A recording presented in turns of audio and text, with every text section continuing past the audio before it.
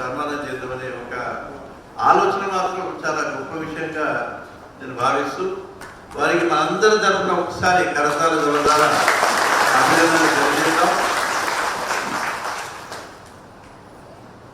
కన్న తల్లిదండ్రులు, అట్లాగే కన్న ఊరు, వాళ్ళ బాంధవులు, మిత్రులు, అంటే ఒక వ్యక్తిగత మన పిల్లలు ఇవ్వచ్చు, ఆశీర్వాదం ఇవ్వచ్చు. వాళ్ళకి తప్పకుండా వారికి మంచి భవిష్యత్తు ఇవ్వాలని భగవంతుని కోరుకుందాం. వాళ్ళ ఊళ్ళలో చాలామంది గ్రామాల నుంచి వచ్చినట్టుగా కనిపిస్తూ ఉంది. చాలా సెలెక్టెడ్ క్యాండిడేట్స్. మామూలుగా మన సమాజంలో ఒక 4-5 రకాలుగా వెళ్తూ ఉంటారు ఉద్యోగాలకు. ఒకటేమో టీచర్ స్ట్రీమ్, ఒకటి జనరల్గా మిడిల్ క్లాస్ కానీ లోయర్ మిడిల్ క్లాస్ ఉంటే చాలామంది డిగ్రీ చేసుకుందాం, హ్యాపీగా బీఈడీ చేసుకుందాం, ఒక టీచర్ ఉద్యోగం చేసుకుందాం, సరే బీఈడీ లేకపోతే ఎన్సీటీ టీచర్ కన్నా సెటిల్ అవుదామని ఒక స్ట్రీమ్ వెళ్తూ ఉంటుంది. మనం అందరం గమనిస్తూ ఉంటాం. చాలామంది ఫస్ట్ ప్రిఫరెన్స్ ఊళ్ళలో చదివిన వాళ్ళు ప్రధానంగా డిగ్రీ చేసుకొని మనం టీచర్గా సెటిల్ అవుదాం అనేది ఒక స్ట్రీమ్గా మనం చూస్తూ ఉంటాం. ఇక ఇంకొక స్ట్రీమ్ ఈ మధ్య ఈ ఒక 2 దశాబ్దాలుగా ఎంసెట్ చదివించి ఒకవేళ డాక్టర్ కనుక ఇష్టం ఉంటే డాక్టర్ వృత్తిలోనో, లేకపోతే ఇంజనీర్ అయితే హాయిగా సాఫ్ట్వేర్ ఉద్యోగం చేసుకోవచ్చు, అమెరికాలో సెటిల్ కావచ్చు, దారులను బాగా సంపాదించవచ్చు మన పిల్లలని చెప్పి ఆ పిల్లల్ని ఎంసెట్కి ప్రోత్సహించడం ఒక ప్రధాన స్ట్రీమ్గా మనం చూస్తూ ఉన్నాం. కానీ ఈ గ్రూప్స్ అనేది ఒక కలగనడం నిజంగా ఒక సాహసంగా మనం అభివర్ణించాలి. ఎందుకంటే తక్కువ మంది ఆలోచన చేస్తారు. యూపీఎస్సీ కానీ లేకపోతే సర్వీస్ కమిషన్ ద్వారా గ్రూప్ 1 సెలెక్ట్ అవుదాము, గ్రూప్ 2 సెలెక్ట్ అవుదాము అనే ఒక ఆలోచన రావడము. ఎందుకంటే ఇది చాలా కృషి ఎట్లా జరపాలి, వ్యక్తిగతంగా చాలా కష్టపడాలి వ్యక్తి. గ్రూప్స్లో సెలెక్ట్ కావాలన్నా, యూపీఎస్సీలో సెలెక్ట్ కావాలన్నా చాలా హార్డ్ వర్క్ చేయాల్సిన విషయం మనందరికీ తెలుసు. ఇప్పుడు తెలంగాణ మనకు 2014లో వస్తే ఇది మొట్టమొదటి గ్రూప్ 1 గ్రూప్ 2 రిజల్ట్ చూస్తూ ఉంటాం. దశాబ్దం అయిపోయింది. అంటే ఈ గ్రూప్స్ ఎప్పుడు నోటిఫికేషన్ వస్తుందో తెలీదు, నోటిఫికేషన్ వచ్చినా ఎప్పుడు ఎగ్జామ్ వస్తుందని తెలీదు, చేతికి ఆర్డర్ వచ్చి జాయిన్ అయ్యే వరకు నమ్మకం లేని పరిస్థితిలో మనం ఈరోజు ఉన్నాం. ఇది చాలా దురదృష్టకరమైన విషయంగా నేను భావిస్తూ ఉన్నాను. సో ఈ దశాబ్ద కాలం పాటు పాపం ఊళ్ళలో కానీ, పల్లెల్లో కానీ, పట్టణంలో కానీ డిగ్రీ చేసి అన్ఎంప్లాయిడ్గా ఉండి కొందరు ప్రిపేర్ అవుతూ ఉన్నారు. కొంతమంది చిన్న చిన్న ఉద్యోగం చేసుకుంటూ ప్రిపేర్ అవుతూ ఉన్నారు.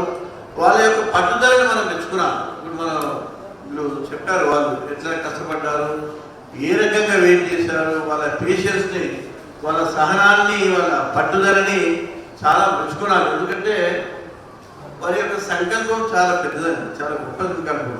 ఎందుకంటే ఇప్పుడు సెలెక్ట్ అయినారంటే గత ఒక 10-15 సంవత్సరాలుగా కూడా కొంతమంది కోరుకుంటూ ఉంటారు, నేను ఎట్లయినా గ్రూప్ 1 లేకపోతే గ్రూప్ 2లో సెలెక్ట్ కావాలి. ఇలా చాలామంది యూపీఎస్సీ కూడా రాయాలని ప్రయత్నం చేస్తున్నప్పుడు చాలామంది ఉంటారు. ఇప్పుడు గ్రూప్ 1లో సెలెక్ట్ అయిన వాళ్ళు ఇందులో ఉండాలని గ్యారెంటీ లేదు. వాళ్ళు వచ్చే 1-2 ఇయర్స్లో యూపీఎస్సీలో కూడా పోవడానికి చాలా అవకాశాలు ఉంటాయి. ఎందుకంటే అదే లైన్లో ఉన్నారు. ఒక ఎగ్జామినేషన్ ప్యాటర్న్ వాళ్ళకి అర్థమైపోయింది. ఏ రకంగా ప్రిపేర్ అవుతే ఎగ్జామ్లో రాణించవచ్చు అనే కొన్ని ట్రిక్స్ అల్టిమేట్గా ఒక వాస్తవం మనం చెప్పుకోవాలి. ఏంటంటే ఇప్పుడు సెలెక్ట్ అయిన వాళ్ళు నేను కానీ దీనికి ఒక ప్యాటర్న్ ఉంటుంది, ఎగ్జామినేషన్ ప్యాటర్న్ ఉంటుంది. క్వశ్చన్స్ ఎట్లా ఇస్తారనేది ఒక స్టడీ చేస్తాము. బాగా ఓపికతోని ఏ రకంగా ప్రిపేర్ అయితే మార్కులు వస్తాయి, ఏ రకంగా ఆన్సర్ చేయాలి, లాంగ్వేజ్ ఏ రకంగా ఉండాలి, ప్రతి దానికి ఇదొక ట్రిక్, ఇదొక టెక్నిక్. హార్డ్ వర్క్ ఎట్లా చేయాలి తప్పదు. బట్ హార్డ్ వర్క్ చేసిన వాళ్ళందరూ సెలెక్ట్ కావాలనే గ్యారెంటీ ఉంటుంది. కొంత నాకు కూడా సహకరించాలి. ఎందుకంటే మనం ప్రిపేర్ అయిన తర్వాత రిటన్ ఎగ్జామ్లో కూడా మనకి సూటబుల్గా కనుక మంచి క్వశ్చన్స్ వస్తే మనం బాగా రాయాలి. ఇప్పుడు ఇంటర్వ్యూ లేదు, రిటర్న్ టెస్ట్ మీదే మనం సెలెక్షన్ చేస్తూ ఉన్నాం మన స్టేట్లో. ఇంటర్వ్యూ వస్తే ఏ బోర్డుకు మనం అలాట్ అవుతాము, ఇంటర్వ్యూ బోర్డు మెంబర్స్ ఎవరు, వాళ్ళు అడిగే ప్రశ్నలు ఏంటి, మనకు ఆ ప్రశ్నలకి ఏమైనా లింక్ ఉందా, లేదంటే మనం బాగా చేయగలమా అన్న ఒక విషయాల మీద ఆధారపడుతుంది final selection. So hard work చేయాలి, ఎగ్జామినేషన్ ప్యాటర్న్ని అర్థం చేసుకోవాలి, ఎగ్జామినేషన్ రాసే టెక్నిక్ అర్థం కావాలి, అన్నిటికన్నా మించి కొంత లక్ కూడా అవసరం. కాబట్టి ఎవరైతే గ్రూప్స్కి సెలెక్ట్ అవుతున్నారో లేకపోతే ప్రిపేర్ అవుతున్నారో ఏదో టాప్ ర్యాంకర్ కావక్కర్లే, 10th క్లాస్లోనూ ఇంటర్మీడియట్లోనూ డిగ్రీలోనూ వాళ్ళు మెడల్స్ తీసుకోవక్కర్లే. మన సిస్టంలో యావరేజ్ అండ్ అబవ్ యావరేజ్ పర్వాలేదు, వాళ్ళు కనుక ఒక ప్యాషన్ ఉండి ఒక మంచి సంకల్పం కనుక ఉండి అతనికి నేను తప్పకుండా సాధించాలని మాత్రం కోరిక ఉంటే వాళ్ళకి అవకాశాలు. ఇప్పుడు ఎవరైతే సెలెక్ట్ అయినారో మనం వాళ్ళని గౌరవించుకుంటున్నాం, సన్మానించుకుంటున్నాం. కానీ వాళ్ళ తల్లిదండ్రులు, మిత్రులు, చాలా మంది మీడియా ఫ్రెండ్స్ అందరూ ఉన్నారు కాబట్టి అందరికీ సలహా ఏంటంటే యూపీఎస్సీ కానీ సర్వీస్ కమిషన్ కానీ దీంట్లో సెలెక్ట్ కావాలంటే గొప్ప తెలివితేటలు అక్కర్లేదు అన్న వాస్తవాన్ని మనం గుర్తించాలని చెప్పి తెలియజేస్తా ఉన్నాం.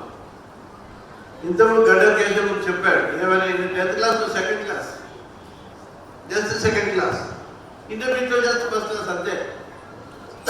అతను ఏదో గొప్ప చెప్పాడు కానీ 10th క్లాస్లో ఇప్పుడు ఇవాళ రేపు 9.8, 9.9, 10 ఎప్పుడు వస్తుందో చూస్తూ ఉన్నారు అంతేనా.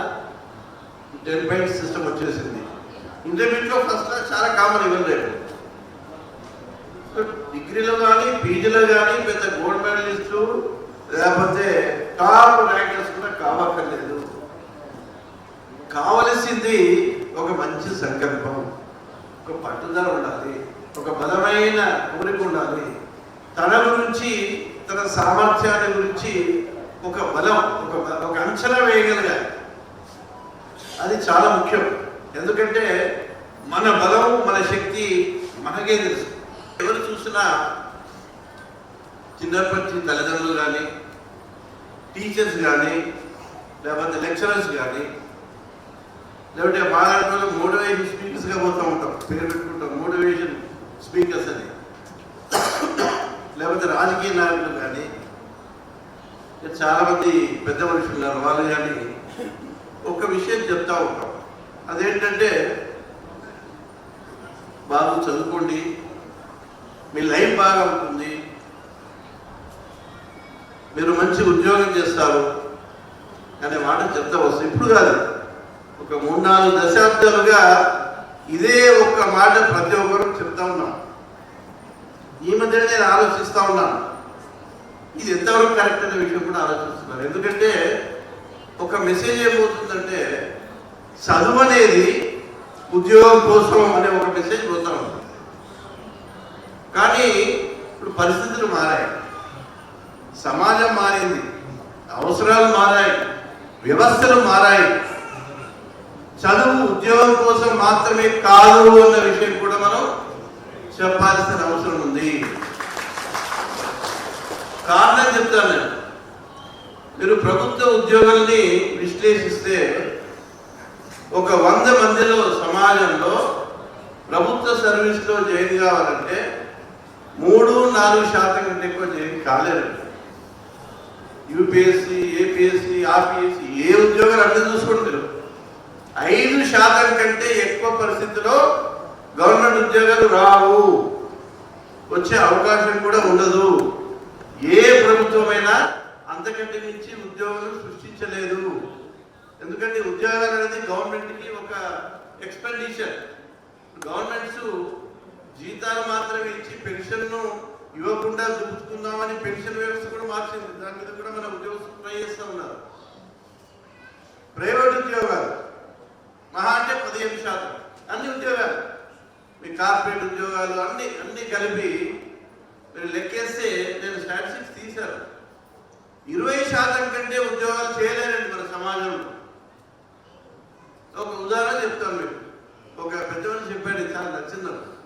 అతను ఏం చెప్తాడంటే, ఒక 100 మందిని బాబు అక్కడ మంచి విందు భోజనం పెడతా ఉన్నారు, ఒక 10 కిలోమీటర్ల దూరంలో మీరు వెళ్ళండి, అక్కడ 15 మందికే భోజనం ఉంది, విందు భోజనం.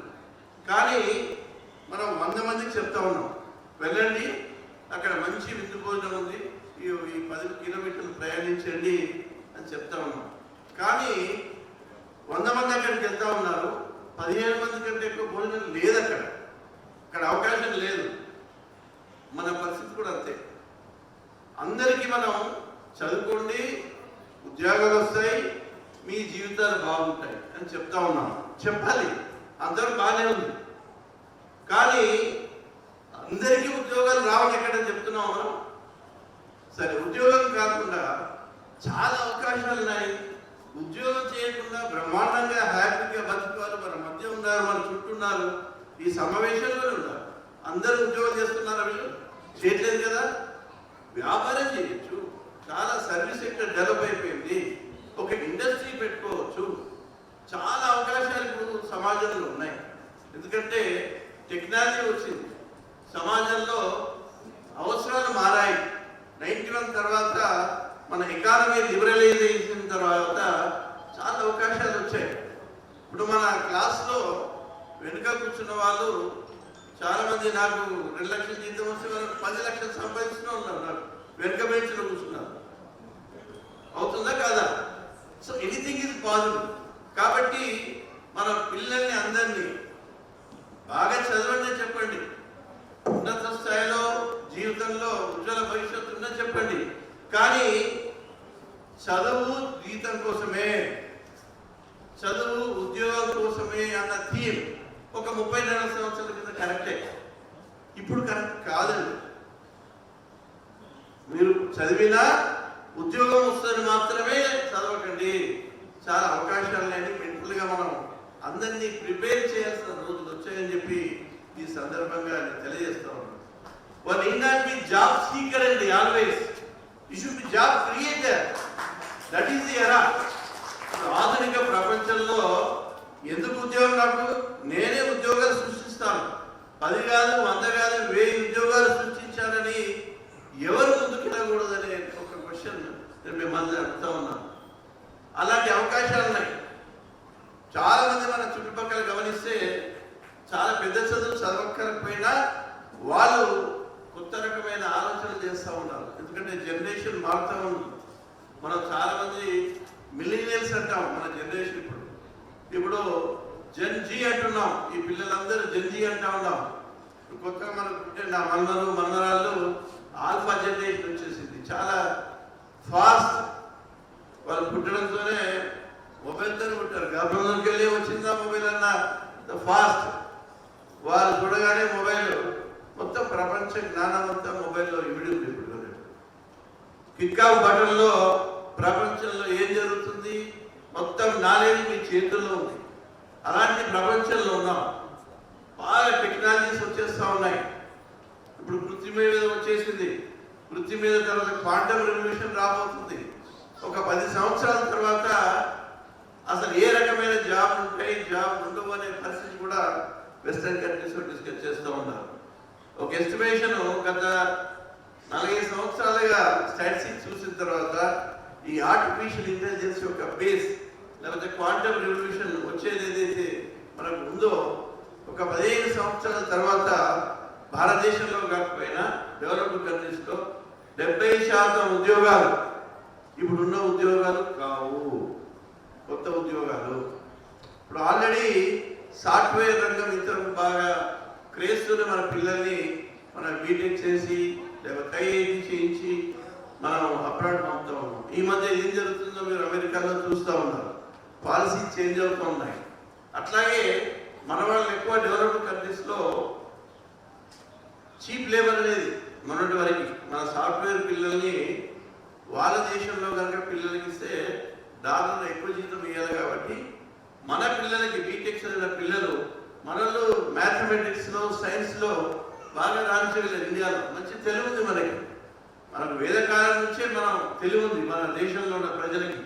సో ఇంటెలిజెన్స్ ఉపయోగించి ఇండియా కనుక మనం అప్రోచ్ అవుతే మనం తక్కువ డబ్బుతోని మన సాఫ్ట్వేర్లను డెవలప్ చేసుకుని వచ్చని అక్కడ ఉద్యోగాలు ఇచ్చారు. ఇక్కడ ప్రాజెక్ట్స్ ఉన్నాయి, అమెరికన్ ప్రాజెక్ట్స్. ఇంతవరకు మనం రాణిస్తూ ఉన్నాం. కానీ ఆర్టిఫిషియల్ ఇంటెలిజెన్స్ మీద వచ్చిన తర్వాత ఈ సాఫ్ట్వేర్లు కూడా బేసిక్ లెవెల్లో ఉన్న ఉద్యోగాలు చాలా ఉద్యోగాలు పోయేటట్టుగా ఉన్నాయి. ఏదైతే మనం కోడింగ్ ఎక్కువ మంది చేస్తారో ఈ ఆర్టిఫిషియల్ ఏజెన్సీ చాలా ఫాస్ట్గా కోడింగ్ చేసేస్తాం. ఎవరైతే కోడర్స్గా మన పిల్లలు ఉన్నారో వాళ్ళ ఉద్యోగాలు ఉంటాయో లేదో తెలియదు ఒక 4-5 సంవత్సరాలు. సో అందులో కూడా అన్సర్టెనిటీ వచ్చింది. మనకి ఇది ఒక కల్చర్ డెవలప్ అయింది. చిన్నప్పటి నుంచే ఐఐటి 7th క్లాస్ 8th నుంచి ఐఏఎస్ అకాడమీ 7th 8th పిల్లలకే. అంటే ఇది ఏ రకంగా పోతుంది అనేది మనం ఒకసారి వెనుదిరిగి ఒక్కసారి మనం అంతర్మదన చేసుకోవాల్సిన సమయం వచ్చింది, సమీక్షించుకోవాల్సిన సమయం వచ్చింది. ఇది ఒక కరెక్ట్గా డెవలప్ అయిపోతా ఉంది. ఇప్పుడు ఐఐఏ ఒక స్ట్రీమ్, ఇప్పుడు యూపీఎస్సీ ఉందండి. సంవత్సరానికి ఎన్ని పోస్టులు పడతాయంటే మా అంటే 1000. ఎంతమంది అప్లై అవుతారు? 15 లక్షలు 20 లక్షల మంది అప్లై చేస్తారు. పోస్టులు 1000 కంటే పెరగవు. ఇప్పుడు మనకు సర్వీస్ కమిషన్లో 500 ఉద్యోగాలు నోటిఫై చేస్తారు గ్రూప్ 1. ఇది కూడా అన్ప్రెసిడెంటెడ్. ఎందుకంటే ఒక 10-15 సంవత్సరాలుగా రిక్రూట్మెంట్స్ లేవు కాబట్టి వేకెన్సీస్ అన్ని అక్యుములేట్ అయినాయి కాబట్టి మీరు 500 చూస్తూ ఉన్నారు. మేము గ్రూప్ 1 రాసే రోజుల్లో 100-200 కంటే ఇప్పుడు లేవు ఉద్యోగాలు. డిప్యూటీ ఒక 15, డిఎస్పీ ఒక 25 ఈ రకంగా ఉండేది. మీకు ఎంపీడీఓస్ కూడా అంతమంది గ్రూప్ 1 లేదు. ఆ ధరమిలా యాడ్ చేశారు. అదొక 150 పోస్టుల దాకా యాడ్ చేశారు. కాబట్టి మీకు 500 కళ్ళకు కనిపిస్తూ ఉన్నాయి పోస్టులు. పాతకాలంలో 500 పోస్టులు గ్రూప్ 1 ఎప్పుడు ఏ తరము చూడలేదు. 50, 100, 150 దాంట్లోనే గ్రూప్ 1 అంతా. దాని గురించి మనం ఎన్నో సంవత్సరాలు వెయిట్ చేస్తాం. అది ఎప్పుడు నోటిఫికేషన్ వస్తుందో లేదు. అంత కృషి చేస్తున్నారు కాబట్టి ఈ మాత్రం మనం సెలక్షన్లు ఇచ్చారు. కానీ సెలక్షన్ కాని వాళ్ళ సంగతి మనం ఆలోచించట్లేదే. 500 సెలెక్ట్ అయ్యారు, బాగుంది. ఎంతమంది రాసుకుంటారు? ప్రిలిమ్ ఎగ్జామ్ కొన్ని లక్షల మంది రాసుకుంటారా? వాళ్ళ పరిస్థితి ఏంటి? వాళ్ళ ఫ్రస్ట్రేషన్ పరిస్థితి ఏంటి? వాళ్ళ ఏజ్ అయిపోతూ ఉంది. 30, 32, 35, 37 సంవత్సరాల వరకు రాసుకునే అవకాశం ఇచ్చింది. గవర్నమెంట్స్ కూడా ఏం చేస్తూ ఉన్నాయంటే మనం డిమాండ్ చేసే వాళ్ళు ఏజ్ పెంచుతూ ఉన్నారు. ఎందుకు తెలుసా? వీళ్ళు ఏదో ఎంగేజ్ అయిపోతారు. ఉద్యోగాలు ఇవ్వకుండా వీళ్ళు రోడ్ల మీదకి రారు. అన్ఎంప్లాయిడ్ ఎంగేజ్ అయిపోతారు. నాకు ఉద్యోగం వస్తుందని preparation it self has become a profession ఈ రోజుల్లో. ఏదైనా జాబ్ రావాలంటే కనీసం 5 సంవత్సరాలు 10 సంవత్సరాలు వాళ్ళు ఆ ప్రొఫెషన్లో ఉండాలి. It has become a profession. ఏం చేస్తున్నావు బాబు? నేను గ్రూప్స్ ప్రిపేర్ అవుతున్నావు. ఏం చేస్తున్నావు? నేను యూపీఎస్సీ ప్రిపేర్ అవుతున్నాను. ఏంటి లేదంటే నేను ఐఐటి చేస్తాను అంటే this has become a cult. దీని నుంచి కూడా మనం కొద్దిగా ఇంకా దూరం ఆలోచించాల్సిన సమయం వచ్చింది. చాలా రంగాలు వచ్చాయి. ఎన్నో అవకాశాలు ఉన్నాయి. మన దగ్గర పక్కనే కిల్లి కొట్టి పట్టుకొని 2 లక్షలు సంపాదిస్తున్నాడు. మనకు 50,000 జీతంతో మొదలవుతుంది గవర్నమెంట్ సర్వీస్. నిజంగా మీరు నిక్కచ్చిగా ఉద్యోగం చేయాలి. ఎందుకంటే పబ్లిక్ సర్వీస్ ఇది. పబ్లిక్ సర్వీస్ ఎందుకు అంటున్నాం? We are suppose to serve public. That is the mandate. It is the mandate given by our constitution. మీకు ఎందుకు వచ్చే ఉద్యోగాలు? ఇంత పెద్ద డెమోక్రసీ, కులం, మతం, ఏ జాతి, ఏ ప్రాంతం ఏం లేకుండా మీకు రాజ్యాంగం ఇచ్చిన ఒక సదవకాశం ఈ ఉద్యోగాలు. ఉద్యోగాలు ఎందుకు ఇచ్చారు? We are meant to serve the public. We are meant to serve the public. అంతేకాదు మనము పెద్ద పెద్ద స్థాయికి వెళ్ళి మన రికార్డ్స్ ఫైల్ చేసుకొని, మన రెప్యుటేషన్స్ ఫైల్ చేసుకొని, చెడ్డ పేరు సంపాదించుకొని మన మీద ఏసీబీ కేసులు పెట్టు, సిబిఐ పెట్టడం, వీటి కోసం కాదని ఉద్యోగాలు చేసేది. కాబట్టి you must be very clear. ఎవరైతే సెలెక్ట్ అయినారో ఈ మ్యాండేట్ గుర్తుపెట్టుకోండి. This A constitutional mandate given to you. ఈ డెమోక్రసీలో ప్రతి ఒక్కరికి అవకాశం ఉంది కాబట్టి అవకాశం మీకు వచ్చింది. It's a golden opportunity for you to serve public. ఈ సిస్టంలో ప్రజలకు సేవ చేయాలంటే అల్టిమేట్గా పాలిటిక్స్ నాకు తెలుసు కదా. ఒక పొలిటీషియన్ అయితే, ఒక ఎమ్మెల్యేనో ఎంపీఓ లేకపోతే ఏదైనా ప్రజాప్రతినిధి అయితే you can serve the public. That is one major slot. Second important slot, మీరు ఏం పాలిటిక్స్ చేయక్కర్లేదు, ఏం చేయక్కర్లేదు. ఏదో అష్యూర్డ్ మీకు శాలరీ ఉంటుంది, మినిమం బెనిఫిట్స్ ఉంటాయి, but you can serve the public. That is the advantage of this service. కాబట్టి సర్వీస్ మోటివ్ లేకుండా ఉద్యోగాలు జాయిన్ అవుతే, మీరు ఇంకా వేరే ఉద్దేశంతో ఉద్యోగాలు జాయిన్ అవుతే దెర్ ఇస్ నో లిమిట్ అండి. సమాజంలో రాను రాను అంటే పాతకాలంలో నేను నాది అనేది చాలా తక్కువ. మనకు స్వాతంత్రం వచ్చింది, ఉద్యోగాలు చేసాము, వాళ్ళు ఎవరు నేను నాది అని బతకలే. వాళ్ళు ఆశలు పోగొట్టుకున్నారు, ప్రాణాలను త్యాగం చేశారు. వాళ్ళు ఎవరు మనకు రోల్ మోడల్స్ కాదు. ఇప్పుడు మనకు ఎవరు రోల్ మోడల్స్? ఏదో రంగులు వేసుకొని 10 మందిని చూడచేసి గుద్దితే మనకు హీరోగా మారుస్తున్నాం. They are not heroes, they are actors. Actors have become heroes. వాళ్ళ హోర్డింగ్ పెట్టుకుంటాం, ఆ హీరోది బర్త్డే చేస్తాం మనం. ఆ హీరో తెలుసా బర్త్డే చేస్తుందని? తెలుసా అండి? ఒక హీరో హోర్డింగ్ పెట్టుకుంటాడు పల్లెటూరులో, నేను ఫ్యాన్ని, ఆ హీరో బర్త్డే ఊళ్ళో చేస్తున్నాను, బట్ ఆ హీరో నువ్వు బర్త్డే చేస్తున్నట్టు తెలుసా అండి? We are selecting wrong heroes. Heroes ఉండాలి మీకు. ఎవరు ఉండాలి? మన సమాజానికి కాంట్రిబ్యూట్ చేసిన వాళ్ళు చాలా వేల మంది ఉన్నారు.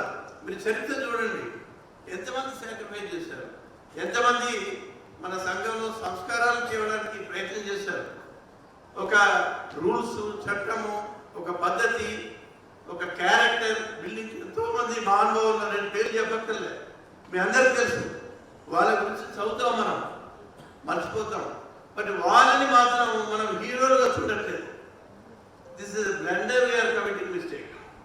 ఎవరైతే చరిత్రలో నిలిచిన వాళ్ళు ఉన్నారో, ఎవరైనా కానీ అండి, ఒక సైంటిస్టే కావచ్చు, ఒక ఆర్టిస్టే కావచ్చు, ఎవరైనా కావచ్చు, ఒక ఫిలాసఫరే కావచ్చు, మీకు ఏదైతే ప్యాషన్ ఉందో అంతర్గతంగా మన డిజైర్స్ ఏదైతే ఉన్నాయో మీరు ప్రతి ఒక్కరు క్వశ్చన్ చేసుకున్నారు. నిజంగా మీ డిజైరా, మీ హృదయం నుంచి వచ్చిన డిజైరా మీరు పాటు పడేది? లేకపోతే పక్క వాళ్ళు ఫ్రెండ్స్, అరే నువ్వు ఇదిగా, లేకపోతే తల్లిదండ్రులు చెప్తారు నువ్వు ఇదిగా, అర్థమైందా? లేకపోతే బంధువులు చెప్తారు, మీ టీచర్స్ చెప్తారు, లెక్చర్స్ చెప్తారు, నువ్వు ఇదైతే బాగుంటుంది, అదైతే బాగుంటుంది. ఎప్పుడైతే మన career is equal to passion, మన ప్యాషన్ అంటే డిజైర్ కాదు. డిజైర్ అంటే మనకేంటి? ఇప్పుడు మా ఒక ఫ్రెండ్ ఉండేవాడు, ఆ ఫ్రెండ్ ఏం చేశాడు, ఒక గల్లీలో ఉండేవాడు, మన ఒక జిల్లా హెడ్ క్వార్టర్, పేరు చెప్పకూడదు నేను. అతను గ్రూప్ 1 రాశాడు. గ్రూప్ 1 రాసి ఫస్ట్ ప్రిఫరెన్స్ CT1 పెట్టాడంట. ఎవరు గ్రూప్ 1లో రాసిన వారు ఫస్ట్ ప్రిఫరెన్స్ డిప్యూటీ కలెక్టర్ని పెడతారు, లేకపోతే DSP పెడతారు, అంతే కదా. ఇంకా వేరే పోస్ట్ పెడతారు ఎవరన్నా? పెట్టారు. ఎవరు పెట్టారు? అయితే రెవెన్యూ పోవాలనుకుంటారు, లేకపోతే పోలీస్ పోవాలనుకుంటారు. అతను CT1 పెట్టాడు.